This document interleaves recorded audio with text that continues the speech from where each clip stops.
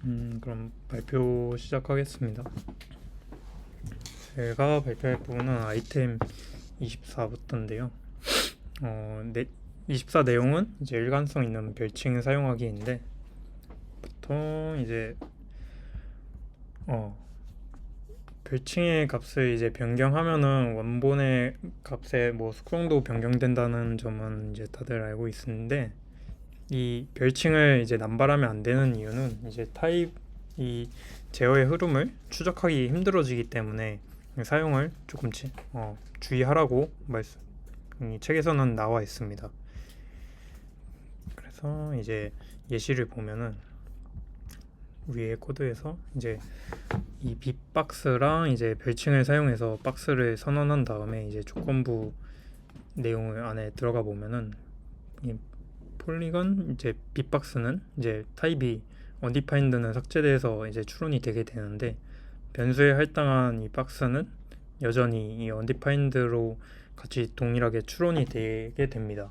이 이유는 이제 위에서는 타입 정제를 할 때 이 폴리건 이제 객체 안에 있는 빅박스만 이제 정제를 했기 때문에 변수에 따로 선언한 박스는 정제되지 못해서 일어나는 그 이유고요.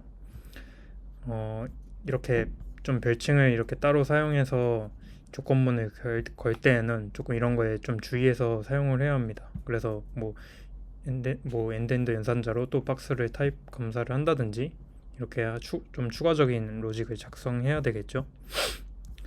그래서 추천하는 방법은 이제 따로 별칭을 사용할 필요 없이 사실 같은 값이기 때문에 그거를 그 값 사용하는 것이 방법이고, 하지만 이렇게 사용한다 하더라도 조금 뭐 x 그 빅박스 여기 예시에는 뭐 x나 y가 들어가 있는데 얘네가 꼭 필수적인 속성이 아니기 때문에 아닐 수도 있기 때문에 만약에 그런 로직이 있다면은 또 추가적인 속성 체크를 해줘서 로직을 작성해 줘야 합니다. 그래도 이런 추가적인 로직이 들어간다 하더라도 별칭을 따로 사용하는 것보다는 이 방법이 더 낫다고 얘기하고 있습니다.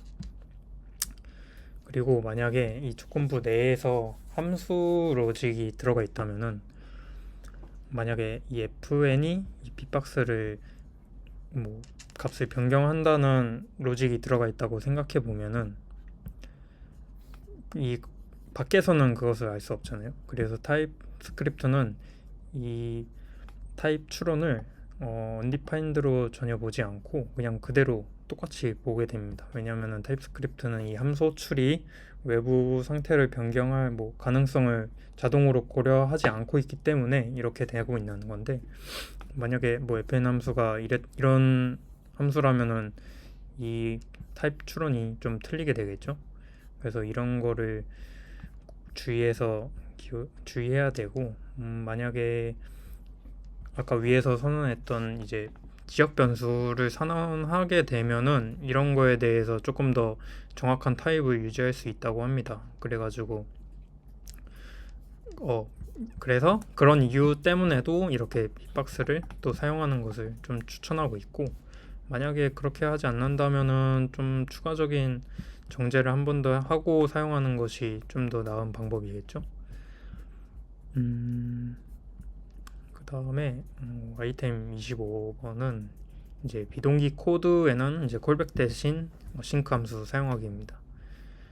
이제 콜백 지옥을 극복하기 위해서 나온 이제 프로미스는 타입스크립트에서도 유용하게 쓰이고 있긴 한데, 뭐 일단 프로미스의 장점은 뭐 실행 순서가 코드의 순서랑 동일하게 가져가기 때문에 코드에 이제 로직을 타기가 쉽고 오류를 처리하기도 조금 더 낫고, 뭐 프로미스 올 같은 추가적인 기능들도 사용할 수 있는 것이 장점이기는 하지만 역시 뭐 대내 남발이 이루어지기 때문에 이 부분에 대해서는 아직 여전히 문제가 있다고 생각합니다. 그래서 나온 것이 이제 추천되는 방법이 이제 어싱크 어웨이시인데, 좀 앞에 나온 프로미스보다는 더 효율적으로 처리를 할 수 있게 되고 트라이 캐치문 핸들링도 가능하게 되면서 이제 타입스크립트 입장에서는 조금 타입 추론하기가 더 쉬워진다고 합니다. 그래서 런타임에 관계없이 뭐 싱크 어웨이트를 사용할 수 있다고 나와 있는데 싱크 어웨이트를 사용하면은 일단 아까 프로미스를 사용한 것보다 더 간결하고 직관적인 코드가 되고 어싱크 함수는 이제 항상 프로미스를 반환하도록 강제되잖아요. 그래서 이제 콜백이나 프로미스는 그냥 의도치 않게 반동기적인 코드를 작성해서 조금 핸들링하기 조금 어려울 수 있는 로직을 만들 수 있는 그런 불편함이 있는데 이제 어싱크 어웨이트를 사용하면은 항상 그 비동기 코드를 작성하는 셈이기 때문에 그런 점에서도 좀 이점이 있습니다.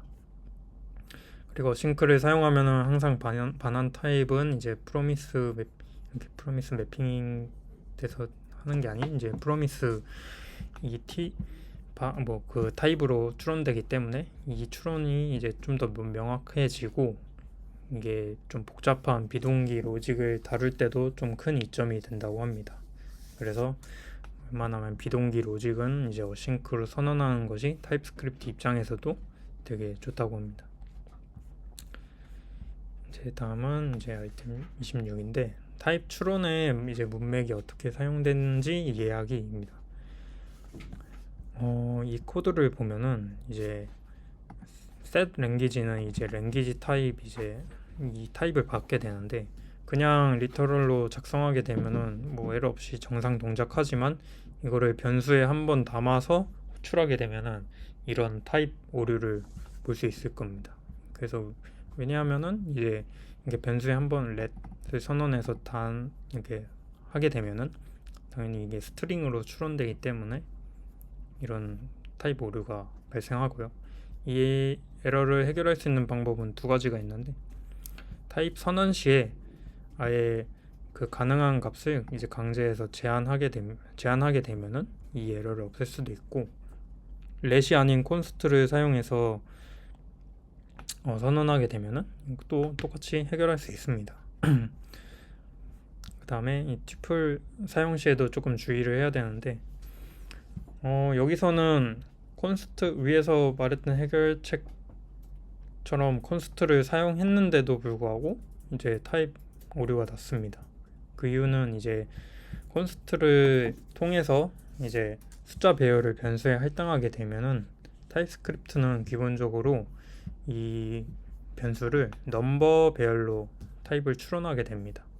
근데 이 함수에서 받는 거는 이제 이 타입으로 선언을 했기 때문에 이제 그냥 넘버인 배열이랑은 타입이 좀 안 맞게 되겠죠. 왜냐면은 여기는 고정값 길이 값을 2로 잡고 있는데 이제 사실 넘버 배열은 고정값 그 길이에 대한 고정값이 정해져 있지 않잖아요. 그래서 이런 타입 에러가 나게 되는데 이 해결법도 이제 똑같이 타입을 좀 선언해서 사용을 하던가 아니면 이제 단언을 하던가 이 방법도 있고 as const라는 뭐 상수 문맥 제공을 할 수도 있는데 사실 이거는 해결책이 아니고 이렇게 사용하게 되면 또 다른 이제 에러가 나타나게 됩니다. 이제 뭐 그 형식은 리드 온리이며 뭐 변경 할당할 수 없다 뭐 이렇게 나가야 되는데 이 이유가 발생하는 이유는 이제 as const로만 사용해서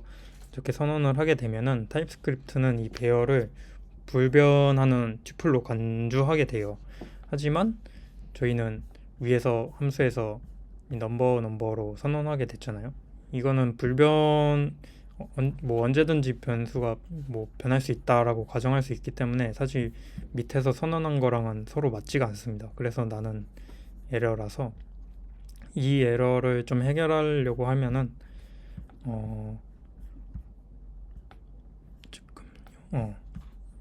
이제 받는 함수 인자 쪽에서 타입 선언을 리드 온리를 또 선언해줘가지고 이 서로의 그 타입을 서로 일치시켜주면은 이제 에러가 사라지게 됩니다. 대신 이거의 단점은 만약에 타입 정의에서 실수가 존재해갖고 오류가 발생할 때는 이 타입 정의 쪽에서 그 오류가 나는 게 아니고 호출되는 쪽에서 오류가 발생하기 때문에 그 점에서는 조금 주의해서 사용해야 된다고 합니다. 그리고 객체 사용 시 주의점도 나와 있는데 사실 위에 거랑 비슷한 맥락입니다. 이게 아까 위에서 리터럴로 넣었을 땐 정상이고 그냥 변수에 할당해서 넣었을 때는 에러가 났던 것처럼 똑같이 객체에서도 동일한 그 타입 에러가 발생하기 때문에 이거에 대한 해결책도 위에랑 동일하게 따로 뭐 타입 선언을 함수 안에 추가해 준다든지 아니면은 뭐 상수 단원을 또 사용해 갖고 해결하는 방법으로 이 타입 에러를 만나게 되면은 이렇게 해결할 수가 있습니다. 아이템 27인데요.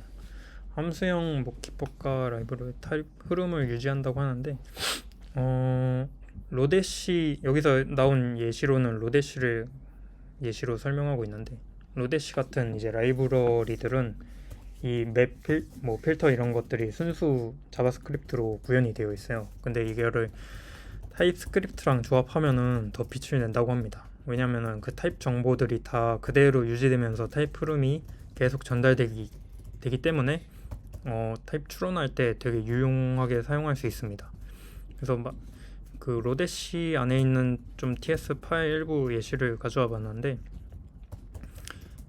여기 나온 타입 선언을 보면은 입력 컬렉션 요소 타입 T와 이제 반환 요소 타입 T 리절트를 추론할 수 있게 선언이 되어 있어요. 그래가지고 이렇게 선언을 한 덕분에 이제 뭐 입력과 출력의 타입이 이제 자동으로 결정이 되어서 이 타입스크립트를 이제 로데시랑 같이 사용하면은 좀 타입 일관성을 좀 유지할 수 있게 해줍니다. 만약에 이것들을 직접 구현을 따로 한다면은 타입도 다 일일이 선언을 해줘야 되는 불편함이 있는데 이것을 사용하면은 알아서 다 타입을 다 가져오기 때문에 조금 코드 작성할 때도 좀 유용할 겁니다. 그래서 직접 구현하는 것보다 뭐 좋은 이유를 적어봤는데 뭐 타입 흐름을 개선할 수 있고 가독성 면에서도 당연히 좋고 뭐 명시적인 타입 구문을 따로 선언할 필요가 없기 때문에 이 면에서도 이제 구현 자체에서는 할 때는 굉장히 도움이 되겠죠. 그래가지고 로데시 같은 거 사용할 때 타입스크립트를 적극적으로 사용하라고 이제 나와 있습니다. 네, 제 발표는 여기까지입니다.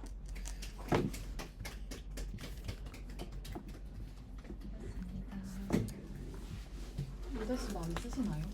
저도 이거 공부를 했어요. 진짜 네네네. 다들 많이 쓰시는지